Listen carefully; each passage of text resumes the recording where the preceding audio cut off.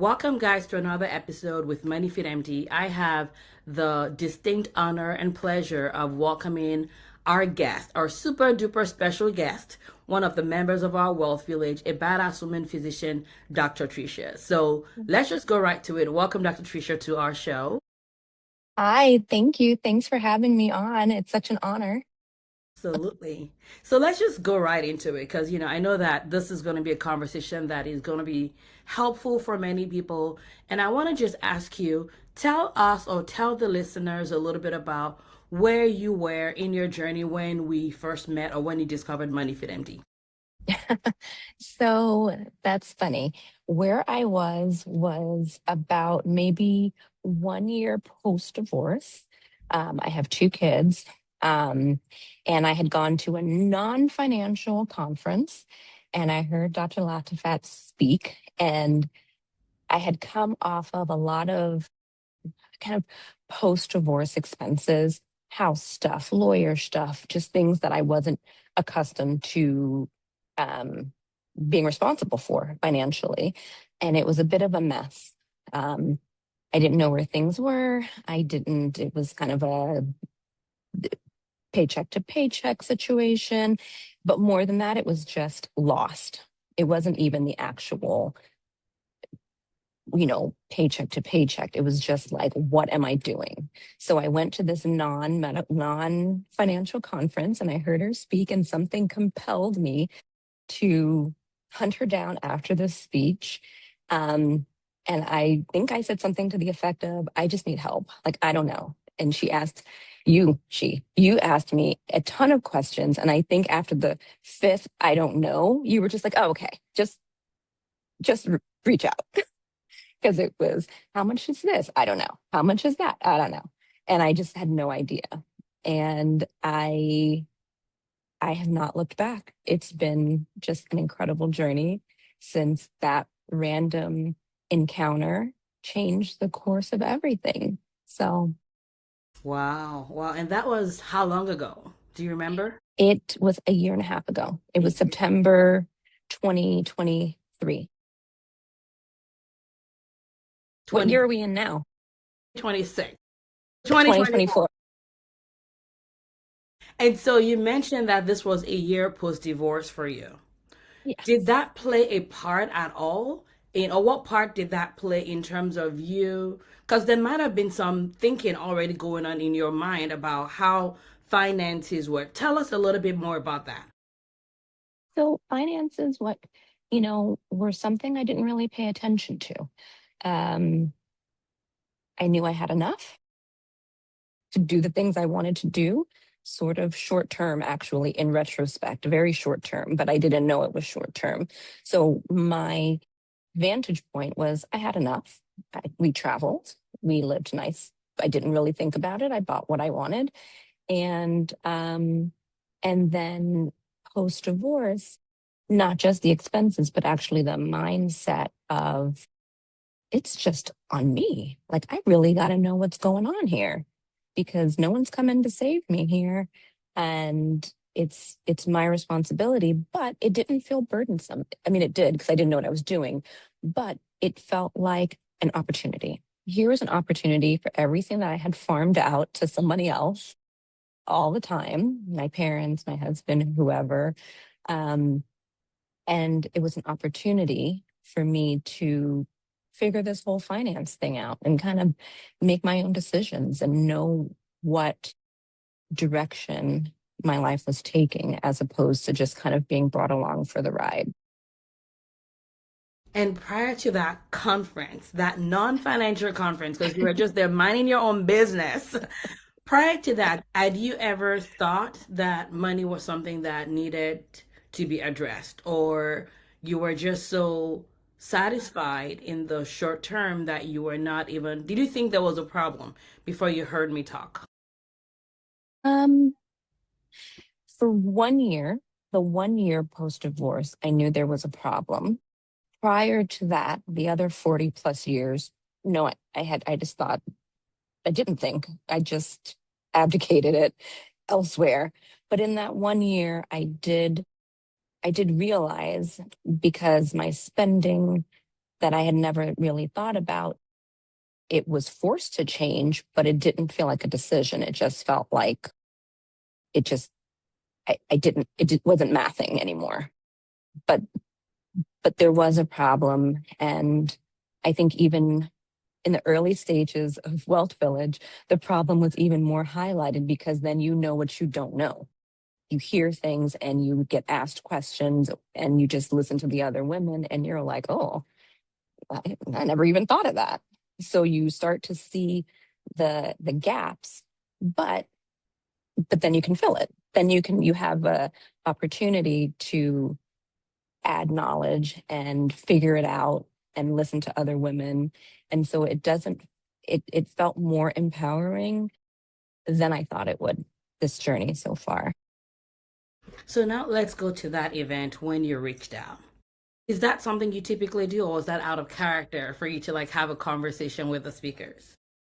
What Totally out of character. out of character, like what made you, because it does take some courage, and someone is listening to you right now that's like, I've been thinking about reaching out for help or for support.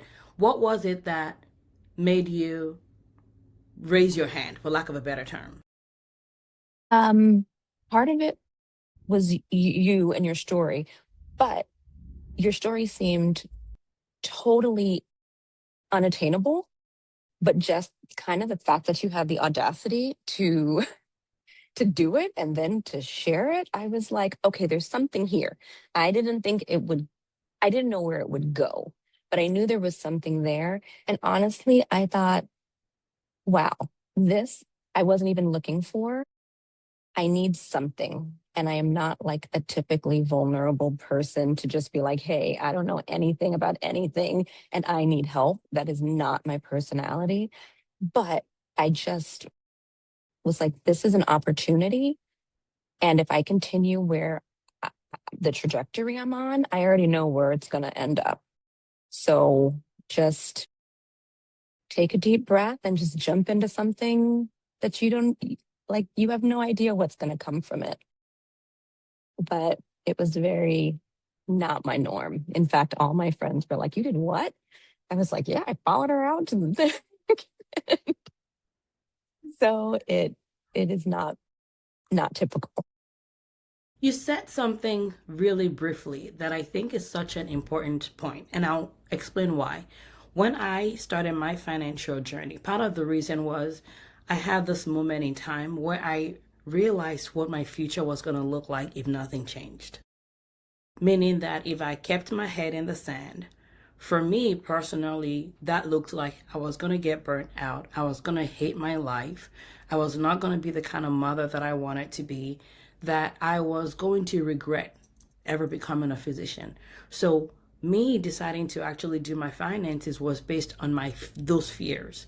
So you said something earlier that reminded me of that, and you said you realized what the trajectory you were on was going to lead to. Did you think about that before? Like, what's that trajectory that your brain was telling you was gonna be the natural path to the course you were on? If that makes sense. Yeah, so I just thought it would be uh uncertainty, a life of uncertainty, you know, what's going to happen? Is something going to, am I going to need a new water heater? You know, like what's the next shoe to drop? And how am I going to respond? And I'm just going to do that forever. Like, just be worried about things that I know are going to happen, right? But have no mechanism set up to be able to cover it or steady myself. And then all the other things, I've got the kids and college, and then for whatever reason, and I should have thought of it when I was married about retirement, but it never occurred to me because I just wasn't thinking that way.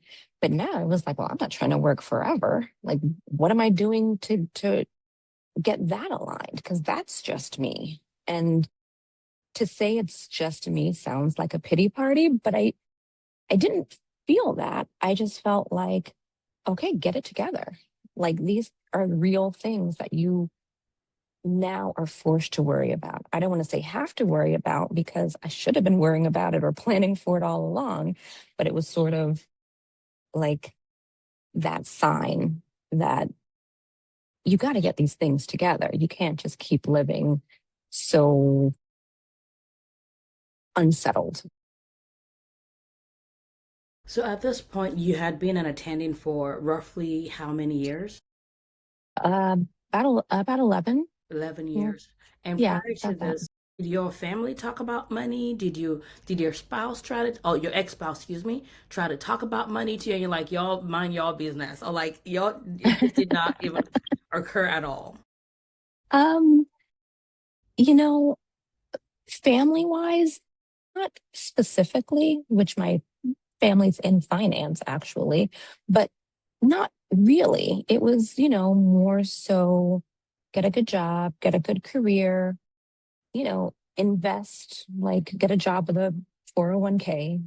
But it wasn't any like detail oriented conversation.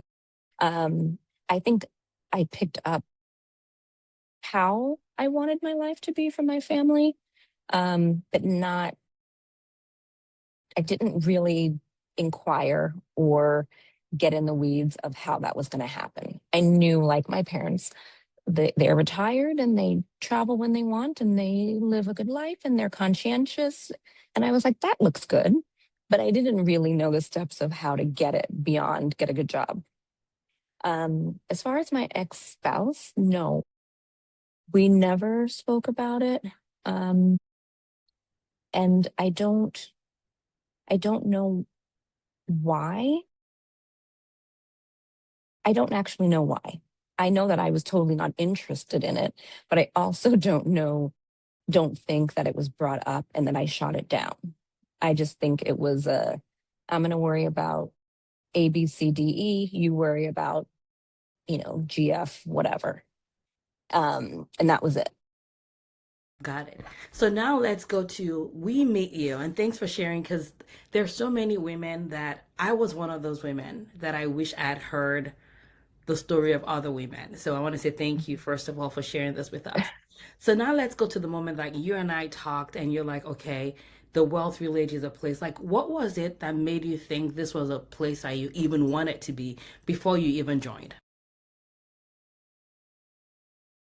Like that you, I liked that you guys met consistently. And I liked that there was not assignments per se, but there were tasks that you had mentioned, like you have a meeting, you get coaching, you hear from women, and then the next week you check back in. So that translated to me, oh, I'm going to get a list of things to do. And then I know I can do those things. And so that resonated with me because I didn't think I'd have to do a lot of thinking, to be honest. I was like, oh, perfect. I'll sit and she'll tell me what to do and I'll do it. And then I'll come back again. Um, and I am typically not a joiner per se. Um, so the thought of a bunch of women talking about finances in a group, none of that aligned with my previous self.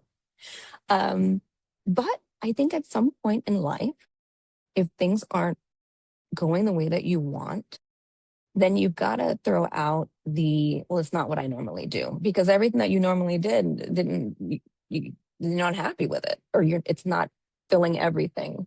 So I just said, this is what I'm going to do. And, a big thought was how am I going to fit it into my life financially, just every week showing up. And I just said, I'm just going to do it. And if at the end of the year, I don't feel it's valuable, then I tried something. And I think within certainly the first month, it was a hard month. But during the first month, I was like, okay, I love it. I love the women. I love the conversation. I love the learning by just, it's not osmosis, but just by the way of hearing other people's stories and their questions. Um, that it just, that's that, I guess, belief that it could be different. is what led me to make that move. So now you completed the first year and you are in your second year. Now you're on the other side, for lack of a better term, of that belief. Would you say, tell us about your experience? I'm curious to hear your experience because sometimes people that are outside of the room are wondering what's happening inside of the room. So tell us about your experience over the last a year and a half and how it has been for you specifically. So the last year and a half has been, a lot of it was getting information. I think that's all I did for the first few months. And when I thought, oh, I know all the information, you'd be like, well, did you think about this? Or someone would bring something up. And I'm like, I'm back to trying to find more information. Um, but, and it wasn't always the information I wanted. Some of it was good. Like, you find you, I knew there was a 401k with my job. I didn't know where it was. I didn't know what was in it. I didn't even really know what it was. So you get all of that. And I had a little notebook, I still do. And you write everything down and you ask what questions to ask when you call and you get more information. And it was that every week for a while. 401ks, coverage, life insurance. I had a whole life plan, just kind of knowing what had your name on it out there in the world. Um, and not even big things like that. Like, how much do you pay for your cell phone? The answer would have been like, I don't know. It's just don't know. I have a cell phone. I need a cell phone. I don't know. And throughout the course of, I would say the first like 3 months for sure, it was gathering all that information and sitting with it and looking at it and being like, I spend what on that? Like, I didn't even know I had it. I don't even want it. Like, I was paying for like Showtime Plus or something. I don't watch that, but I didn't even know. So the information gathering part was so helpful to me. And you get the information, but even more so, it unlocks a curiosity of, what am I spending my money on? Like, even if it's more money than you want, less money than you want to be spending, the knowledge of just knowing where your money's going, I found to be so addictive. Like, I just wanted to know.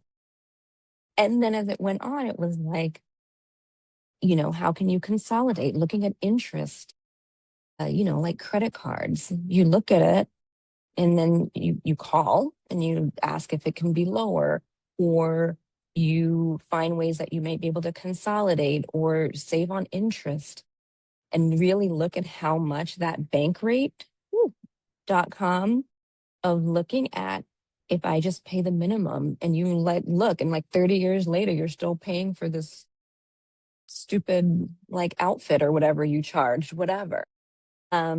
So it's very tangible, but it's also the intangible that really all comes together, because now it's ingrained. Like, it's ingrained to look periodically, review, not make a budget. That's it. Because that's what you always say, like, you don't need a budget to restrict you, but you do need to find some way to look at what you're spending and seeing if it's worth it to you. And that question itself really flipped it for me, because budgets are just like what you can't do. You can't do this and you can't do that and you can't do this. But when you reframed it as like, you telling where you want your money to go. So like, where do you want it to go? Then it's freeing, because I could spend it all at Starbucks, or I could spend it towards a trip. And it just, it, I think that's the one of the bigger lessons, is the mental part of it.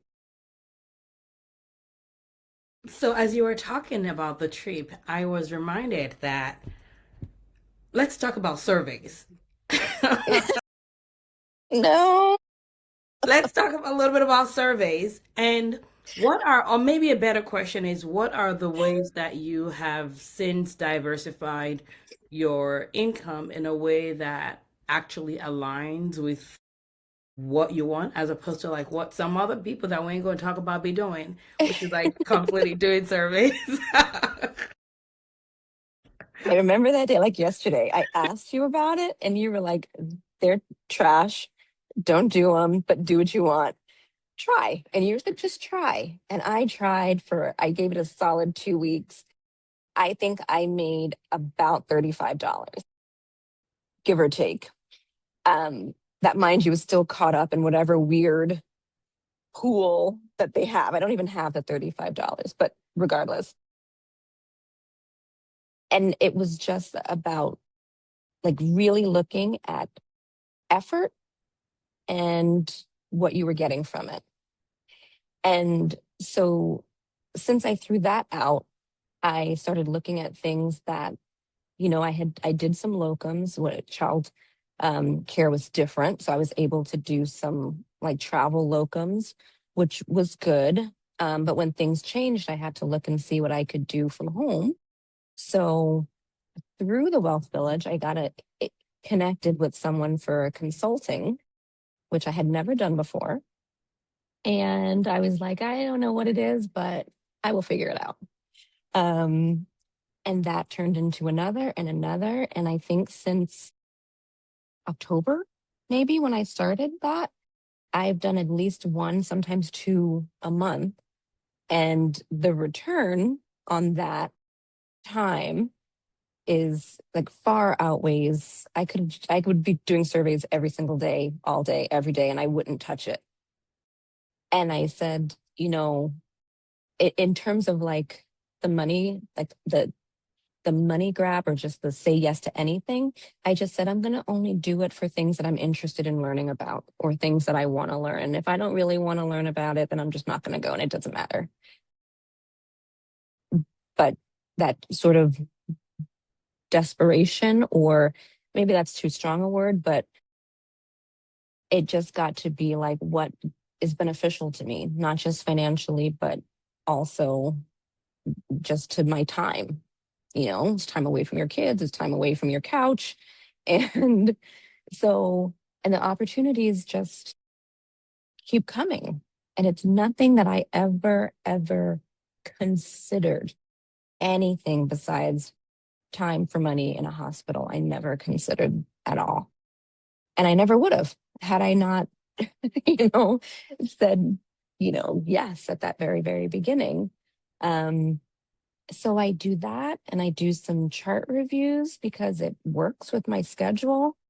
And I like to think that I'm a voice advocating for the patient and supporting the doctors. Because there was a little bit of working for the man type thing, but I'm like, no, I can still do good and feel good about this and and have a different income stream. And so I feel good about it.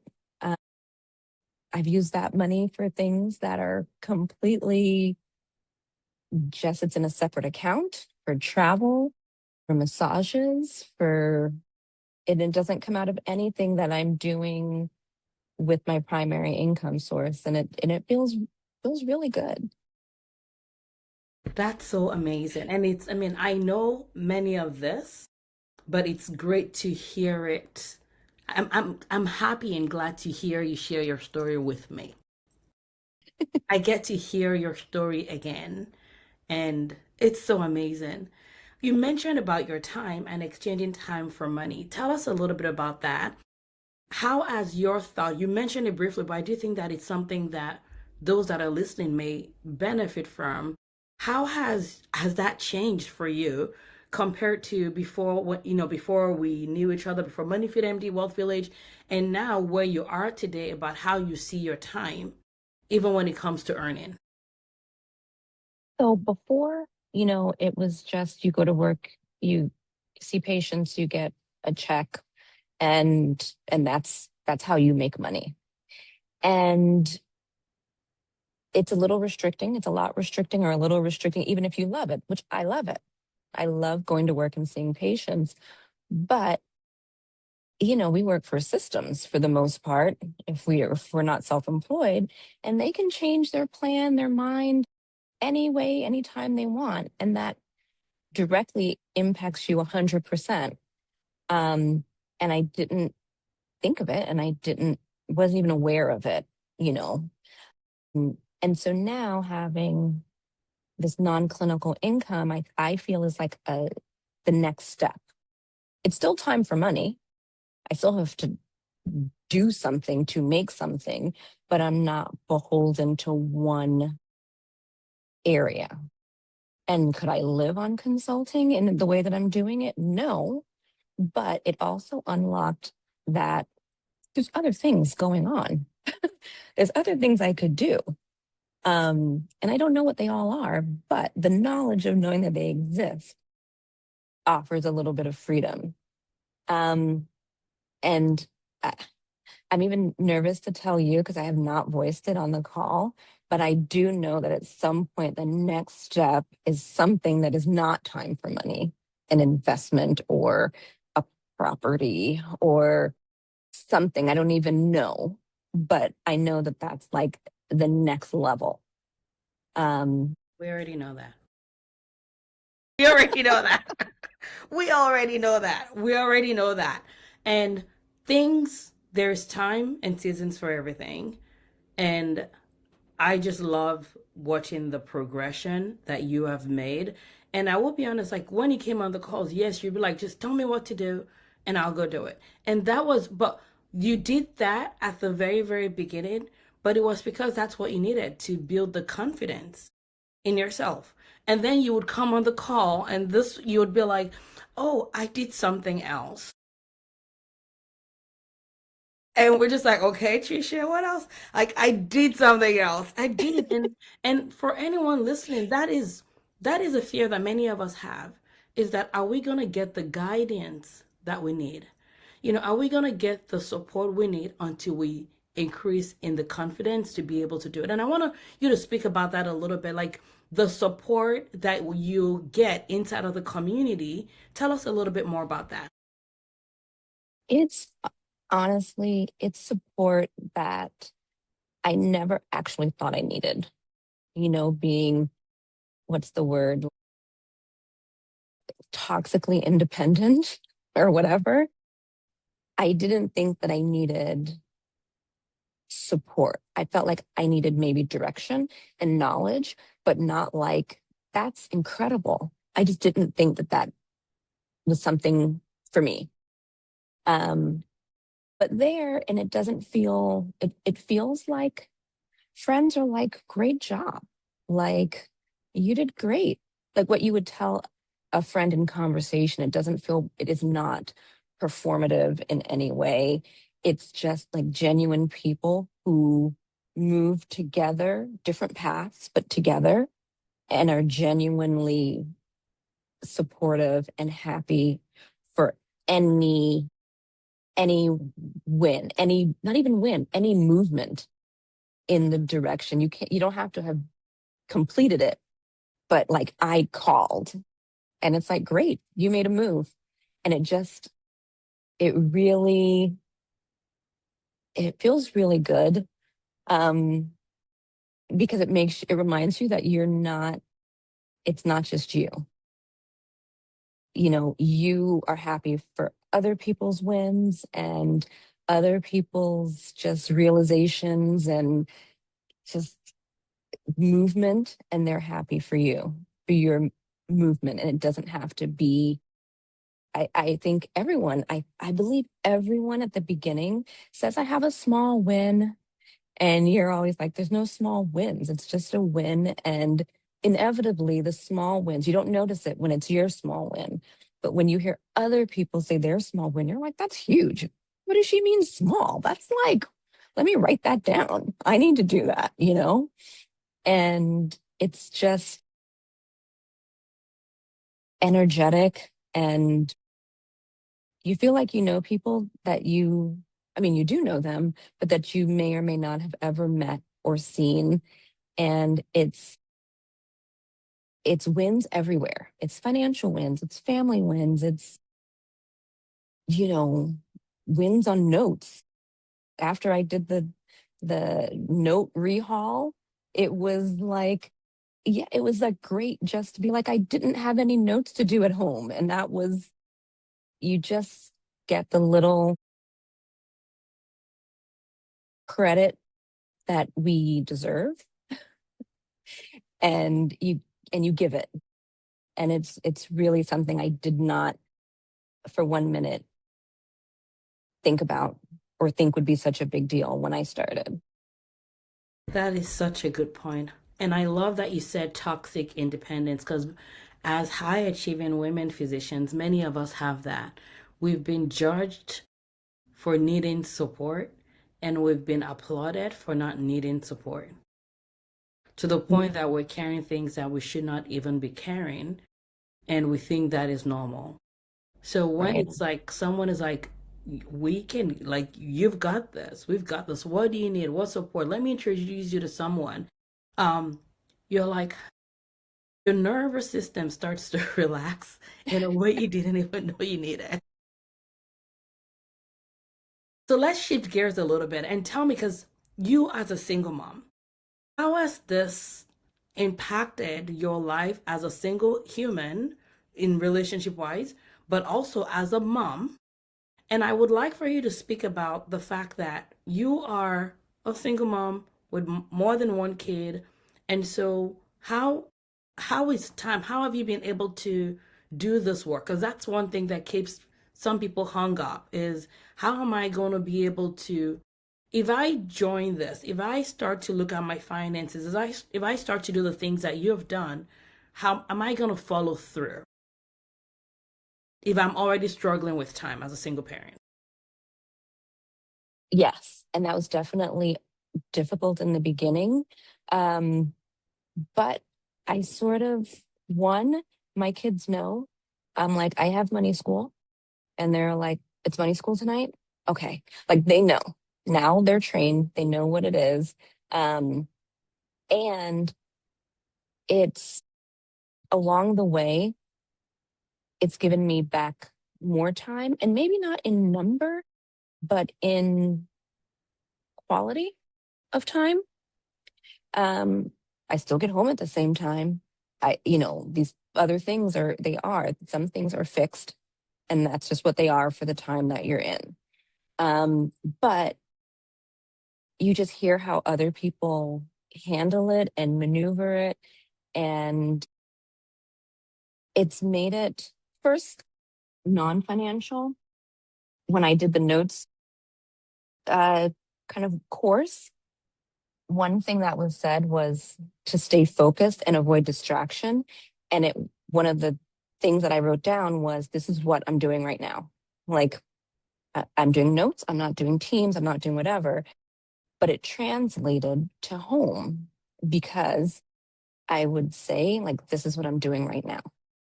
And if it was with the kids, then I wasn't on my phone or I wasn't checking email. It was 30 minutes or whatever. I was doing that, which feels much different than spending 2 hours, but I'm like on the computer doing whatever. But also, sometimes what I'm doing is my work, either paid clinical work or just work on my finances or whatever. And I tell them this is what I'm doing now. And it's sort of calmed me down a little bit, and just made it a little bit less. I feel like overall it's less hectic. And then financially, since I started, both my kids have accounts. My son's looking into like getting a Fidelity teen account because I say things and they are picking up on it. And, you know, even little things like I said, like, would you rather we do this or would you rather we not do this kind of throwaway thing and do this bigger thing? Or just saying, like, I'm not doing it and I'm not paying for that. And, the inevitable pushback. And I'm just like, this is just not what I choose to spend our money on. But it's not that I don't have it. Sometimes I don't have it, and that's fine. But that's not the driving force. And I think over time, it will positively impact them. I don't know how much the younger one's picking up on it now, but it's shifted just kind of the way we move. And when I do my clinical work, I'm like, I'm doing this for our trip. Like it's all going towards our trip and everyone knows. And I think it gives them a level of understanding of working for money and just kind of seeing me think about it. Yeah. I love it. You know, a lot of us, the stories we have around money started from a young age. Started from a Yeah. young age. For me personally, the whole idea of like money and freedom started from a young age, from seeing. I did not put those two things together as coherently as I would right now. But when going back to that moment where I was like, if nothing changes, I see what my future is going to look like. The fact that I could link money to freedom was the result of things that I actually had seen in my family life when I was younger. So this whole Mm. thing that you're doing, it is literally building their own money story for the future, right? So that when things are happening, they're going to relate it back to how they're spending, whether they're spending mindlessly or whether they're spending with intention. And not like, oh, that's a bad thing to spend money on, but like, that's not how I choose. Most people don't actually realize that there's a choosing when it comes to how Mm. we spend our money, right? Mm-hmm. So that right there is a shift for people that are Yeah. listening to this right now. Yes. 100%. 100%. And it keeps going. Like there's no end. Um, even I was looking back at last month and I was like, I feel like I had Starbucks a lot more.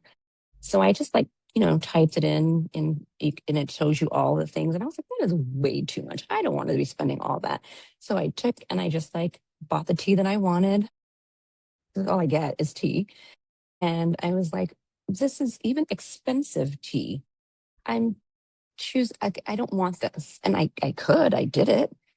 And it's not like it's that much. And I think that changed for me is I would pay attention to big ticket things, but not the little things. Um, like Starbucks or just eating out or buying prepaid food for lunch. And I was like, I could really do this, but I didn't pay attention because that day, that transaction wasn't a lot of money. But then when you start to add it up, like you said, you get to decide how you want to spend it. But if you have no idea where you're spending it, then it just gets spent. And you obviously love to travel because I do remember the picture. You're like, where? And I remember the picture you sent with the Money Fit MD backpack. That was so Yeah, cute. That was like a moment right there with your son with the backpack. And you guys were traveling. I forget what you were. we went skiing. You went skiing. How Mm-hmm. fantastic. How fabulous. Yep. So Yep. another question I have for you is this. So someone is listening right now. They're like, okay, you are a single mom. You are changing how you spend your money. You are changing how you see value of time, how you spend your time, the quality of time. Obviously, like you said, you're more things are more relaxed. Because many people think, oh, if I do this, I'm going to feel more overwhelmed. And you're like, yes, maybe the first couple of weeks, but now the Mhm. result you benefit from it is the calm that you have in making decisions and relaxing and choosing how you spend your time and all of that. So if someone is asking, like when it comes to the return on investment of the tuition that you pay to be in the Wealth Village, talk a little bit about that because as you know, ROI, return on investment, is something that I think about a lot. And when people are investing in the Wealth Village or 6 to 7 or whatever programs, I want them to beat the stock market. That's my own personal goal.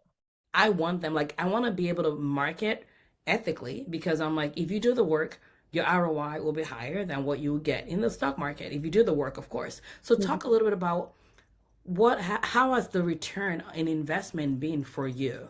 Because you've obviously done this. This is your second year with us. So talk a little bit about that from that expertise. I could add it up because I every time I make a change, I see how much I've saved. But some of it I don't really know because it hasn't even all to fruition because some of it's changing in my 401k. Some of it was getting out of whole life. That was a huge savings there.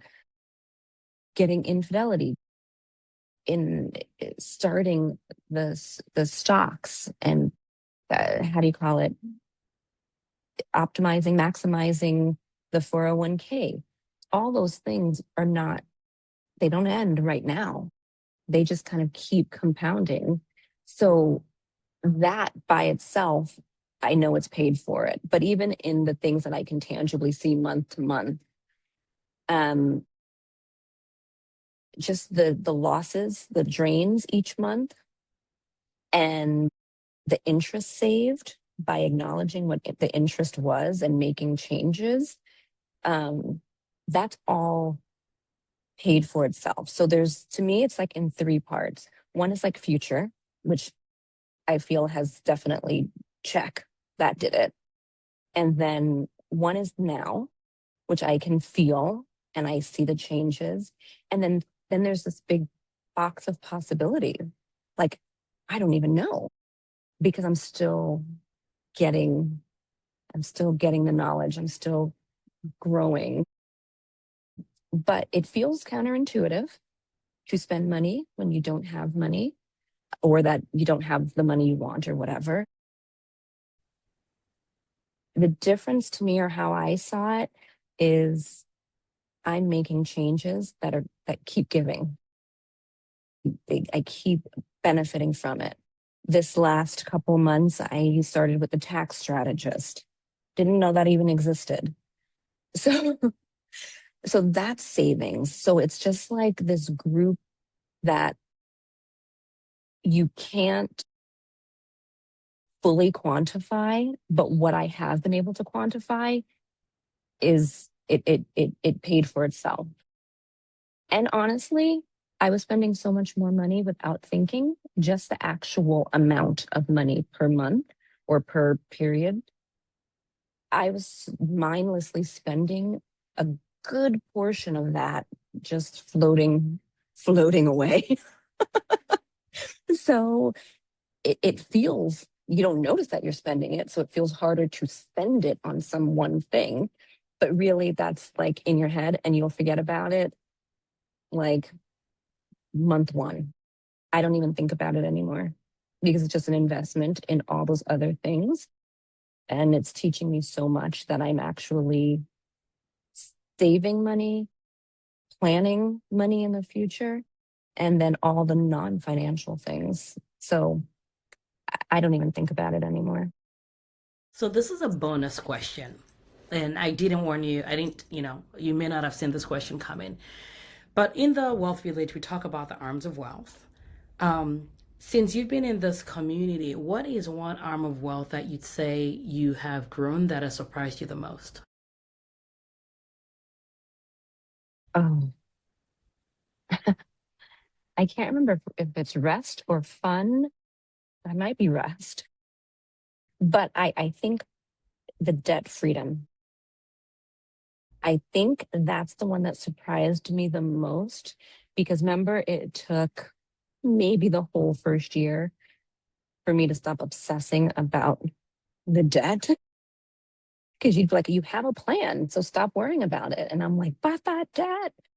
And I only actually realized after you asked me this question that I don't think I've brought it up in quite a while, in a good number of weeks.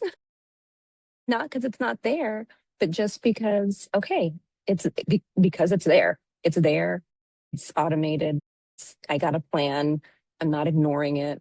I can now focus on something else. Like, what is the other thing I'm trying to do? Um, and that, I mean, you said it the whole time, but when it finally clicked, that debt free and debt freedom, like, is a difference. That click changed a lot for me. So good. And you mentioned, so I mean, you kind of cheated because I asked you for one and you're like, you mentioned three. You're like, is it rest? Is it fun? Is it debt freedom? But tell us a little bit about, your rest and fun? Because this is important because all this also ties back to decreasing burnout. Yeah. I will say the rest is, I'm more at the acknowledged stage. I haven't actually quite fixed that, but I know it's a goal. But the fun, it ties together because all of that not doing my notes at home gives me time to have fun with the kids, even if it's just in the, I mean, especially just in the house. And just the laughing more, watching TV. The other day we had a hot chocolate party, just the three of us, just sitting around. But I wasn't like, oh my God, my notes are waiting for me, you know. Um, so I think definitely more fun, but not in the way that I thought at the beginning. I thought it was like fun on the streets, like out. Um, and it's some of that, but it's also traveling without incurring more debt. That's super fun for me now. Like not charging fun is fun for me. And just that levity to the day to day. Yeah. I I know that Eva, I kind of got goosebumps while you were just talking about the day to day. I'm sure that if we were to ask your children, actually, let me ask you, if we were to ask your kids, what would they say is one change that they've seen in their mother in the last year and a half or so with the work that you've done? I think definitely the notes, that was a heavy burden on all of us. Um, because you're not paying attention, you're stressed because you know it's lingering over your head. Um, so I think that would be one, and just less, more free, more light. Like things aren't, I, I'm not so stressed that the one thing that they do like unravels everyone's day. I'm just like, yeah, I hear you. But I think it's because I'm better regulated. I love it. I am better regulated. So, last question. If someone is sitting down right now listening to you, and I guess we could just say we're talking to Dr. Tricia from a year and a half ago, what is one thing that you would tell her? She's thinking about joining this, the Wealth Village. She's like, I need support. I need women around me to help me. I need coaching. I need the knowledge. I need support. What is one thing you would tell her, but she's holding back right now from doing that thing? So I guess that could be you from a year and a half ago. What would you tell her Mm-hmm. right now? I would say nothing changes if you don't change something, and you can figure it out. I mean, the first year, or maybe the first nine, not even the whole year, 9 months, 8 months, I charged to my credit card. And the day that I was able to move that from my credit card to my checking account, because I had saved that, like I knew I was incurring interest on it, but it was like, I have to get in there. I have to find some pivot, some change, because otherwise I don't even have the knowledge to change it on my own. And I was able to rearrange and make those monthly savings, and I moved it from my credit card. Um, and then was able to pay off, and make moves to it. So it feels scary, and the change feels scary, and the price feels scary, and everything feels scary. But also doing nothing feels incredibly scary because there's no possibility. Like it felt scary to do it, but I was like, there's so much is possible. So it felt scary, but optimistic. Staying the same feels scary, and like you already know, it's not going to get better. And so just do it. Make the jump, make the leap, because I think you said it a couple of weeks ago, but doing nothing is also terrifying. Yeah. And like you said, when you realize the natural path that you're on, the path you're on right now, does that lead you? Like where does that take you? I think that's a moment that all of us go through and have to go through in order to decide that where we're on is not worth it. And what may be unknown may be at least worth being curious about. Yeah, 100%. Any last minute words? This has been so good. It's been so good. And I'm so glad when you told me to keep a journal and you sent the journal, because sometimes I look back and I I am fortunate that I do recognize who I was. It's not like I don't. I can't recognize who I do. And I feel like, wow, I've done so much. And and it was just incremental and consistent. And it's something that you're going to look back in a very short period of time and be really proud of yourself. And, you know, who knows where it's going to go? I don't know. And that's exciting. And I'm so grateful for the community and for you and just having this in my life. It's just changed it. Dr. Tricia, I want to say thank you so much for spending this time. Thank you for being an example of what's possible. And one of the things we do in the community is, there are times when someone that may be a single mom, I would say about a third of our women are single moms, then someone that's a single mom may talk about unique challenges that she's having, and we give the mic to someone that has gone before. And I want Yeah. to say thank you for being an example of what's possible, for the other women that have come, that are going to be joining you, that are already in our community. It is an honor to observe the changes that you've made, the progress you made, the progress you continue to make, and I cannot wait for us to do the next level. Actually, we're gonna stop for a couple of minutes, and I want us to chat real quickly about what that next Okay. level is for you, because I'm super excited about it. So for Oh, everybody thank listening, you. thank you very much for listening. I hope this has been helpful for you. Hearing other people's stories is one of the most powerful things we can do for ourselves. We will have in the link in the show notes the links to our program so they can learn more about what we offer and how we can support you. But just know that you're not alone. This is a time to change something. And the best time was yesterday, and the next best time is today. Thanks, guys, for listening, and I'll see you in the next episode. Goodbye.